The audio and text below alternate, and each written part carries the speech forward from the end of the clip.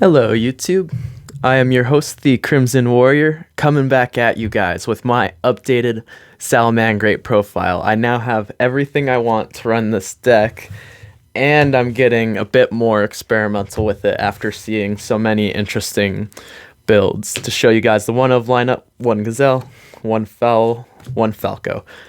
Pretty standard. You can up the Fowl to 2 if that's you want to go into more of a rank 4 extender builds, or if you have a bit more, if you have a bit more of a budget build, this is another pretty solid option. Next up, I play 2-ofs of Jack Jaguar. I think playing 2 at this point is pretty necessary. I haven't been DD Crowed or Shark Cannoned in a minute, but it's still out there. It's still lurking for me to forget about it, so I'd rather not play that risk. Next up, my Spice. I run a full rank 3 danger package. This is draw power. The rank 3 doesn't even really matter that much. What matters is getting the draw effect off, and the random dice roll I get every time for the draw effect, honestly, half the time I draw into something that I needed. So running these guys has become quite necessary. I'm thinking of doing a Buffalo build, and if I do, I might copy that one tournament build and drop Jackalope by 1 and just play 2 Suchi, 1 Jack and start attacking my hand trap lineup. But you guys will see more of that reasoning as I get into it. Now for 3-ofs, obvious 3 Spinny. He makes our day, runs the deck, very simple. Triple Foxy makes our day. He's either swarm or plus on summon most of the time. I run 20 targets in this deck. The last 3 times I've used this effect, nothing's happened, which has been absolute garbage, but it happens, such as Yu-Gi-Oh! I run my deck in a way that it should every time I should be able to pick up something, so playing the gamble is generally worth it. Getting into the hand trap lineup, I run 2 Ash, alt arts, 2 Ghosts of the alts, 2 Nibiru. This might get dropped down. I might bring a Ghost Ogre down by 1. I'm thinking of keeping the 2 Ash and triple Phantasme. This I might put into the side for matchups it matters more. My locals is going away from link-based decks, and I'm just noticing it's a dead card. I luckily I never draw Phantasme really, so it doesn't matter all of that much, but if it could be other cards that help me get through the matchup, like Buffaloes or the Sea Archiver, I think I might prefer running those in the main for consistency in game 1, and then sideboard these for later. Getting into the spell and trap lineups, we have our 1 Sanctuary, 1 Foolish, and 1 Circle. Foolish is full combo with any other rank or level 3 Salamangreats, just about, because if you send Foxy and you have a level 3 in hand, it's probably Spinny or Gazelle. If you have Gazelle in hand, you don't even need Foolish for full combo. It's just kind of extender at that point. If you have Spinny in your hand, you send Foxy. You'd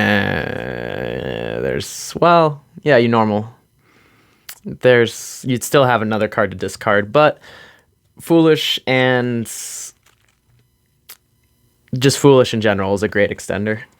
Next up, 2 Call by the Grave. I dropped this down. It's not as necessary as it used to be because now the rock is getting dropped on us more than anything. I still see it when I get hit by rogue ghost girls, so it's quite helpful when it does pop up. Next up, this breaks and makes the deck what it is. Why we weren't playing 3-will before, I'm sure many players are screaming at me, I was playing 3-will. Well, I was not. Why I wasn't playing 3-will before, I am not sure. But the problem has been remedied. 3-will is gross, broken, allows you to extend into Appaloosa, and just allows for crazy ending plays where you want to go for the OTK. This card has made my life so much easier as a Salad player to go into big extension-based plays, and once you send it to the graveyard with its effect, you can normally pick it up off of Sunlight Wolf again or something like that. Triple Signet Mining, self-explanatory, necessary if you run the deck. It's just 3 more copies of Gazelle and every other Salad card in case you have Gazelle already, and then it's activated Gazelle. Getting into our trap lineup, I'm thinking of dropping one of these down to 1. And it might be the Roar. Imperm plays the same role that Roar does, even though it's not negate. And Rage just seems to have the better values these days. I might also be bringing Imperm down to 2 just because 1-for-1 trade-offs in this game, unless you're hitting the exact card you need, just seem to be not as effective when you can just drop that on your opponent. Smashy Ruck, their day is over. So I go back and forth on which traps I should be keeping. I definitely think I want to reduce the lineup. I liked 2 and 2 when I had only 2 impermanents for a second there because I traded it off. But it is simply what it is. We'll figure out more in the deck editing process later. Getting into the extra deck, pretty standard. Triple Balinix. Guess you could play less, but I run through all 3 of mine pretty consistently, and linking off into Balinix is always a good thing. Sunlight Wolf, triple, obvious. I play double Stalio. I'm starting to need less of this. I don't know if it's because I'm getting better at Salad or because I'm playing so many wills, but I might drop this for something else, and I'm thinking of bringing up the Super Poly package. So that's all options there for me. Now for the rest of our extra deck, we have our rank 4s, Abyss Dweller and Baguska. If you had to pick one over the other, I would go and keep Abyss Dweller. At my locals, though, Baguska has gotten me wins against rogue matchups that I just need to shut down and recur against on a turn to put them in a bad situation. And it's worked time and time again. Like, when a hero player sees Baguska, they cry for the most part. Double Heat Leo. This card is pretty MVP. I want to bump it up to 3, but there's no extra deck space, and going back to any sort of Super Poly based build will not allow me to do that, and I've been thinking about getting Super Poly back into the deck. Speaking of Super Poly, this is the rank 4 OTK machine. Mech Knight Avermax and Apollosa. I dropped Apollosa for a minute until I realized extending into it with Will is an option. Mech Knight Avermax is pretty good still. Just realized that you can't use your Sunlight Wolf that you brought back off of Will. Both of the monsters need to be summoned from the extra deck, which is kind of crappy. Avermax is kind of the target for getting rid of right now. Like, he's a really good card and he's going up, but meeting the requirements on the way it's supposed to be met is not as easy as it once was in this build.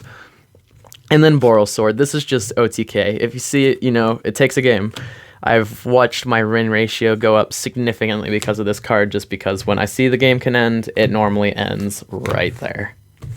That's the whole extra deck for you guys. Now getting into my side, people think Salad cannot go second, and I've been punishing my opponents for that. Now, lately people haven't been forcing me to go first. That game kind of ended. I'm not sure why people were forcing me to go first. I was siding pretty hard, so that might have been a reason. Now my siding game has gotten really light, because I build my main deck to face most of what I want, and this is all just editing. I run mind controls for when my opponent forces me to go second, simply because I want to take your Link 2 or Link 3 and turn it into a Boral Sword or just anything that's not yours. Next up, I play my Pendulum / No Striker package, which is triple anti-spell frag, 1 Imperial Order.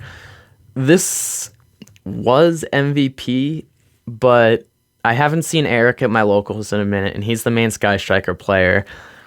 Pendulum player dropped his pendies, and no one's running spell-based decks anymore. So this might be coming out for the Phantasmes, honestly. Triple Lancia, telling my opponent no is hilarious. I'm also having Thunder Dragon players drop Dimension Shifter on me on my first turn.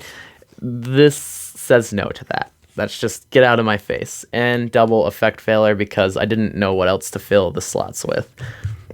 And that's basically all of my side deck, which I've been using to quite an effect recently. Like, even the Effect Failure puts in work, even though I have imperms already. So everything does its job, everything does what you want it to, and it's just a fun time. If you guys are enjoying the build, go ahead and give the video a thumbs up. Comment down below. Tell me what you're doing with your salad deck or what you're looking forward into this meta. I am trying to rebuild shaddolls and get blackwings back on the map this format. Speaking of, the next video after this one is going to be a blackwing deck profile for you guys. Going second blackwings to just absolutely destroy your opponent in one turn with one full combo and go. It hasn't worked as good as I want it to in testing, but it should be up and coming. Subscribe if you enjoy my content and hit that notification bell if you never want to miss an upload, because I ain't stopping now. Peace, guys.